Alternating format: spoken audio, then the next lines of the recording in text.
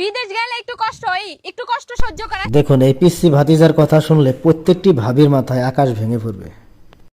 কি কয়? তোর বাপের বলে বিদেশ থাকতে কষ্ট হয়, তুই কিন্তু বাবা বড় হয়ে বিদেশ যাইস, টাকা পয়সা পাঠাবি, তোর বাপের আমি বয়ে বয়ে খামু, কষ্টটা আমগো কমবো।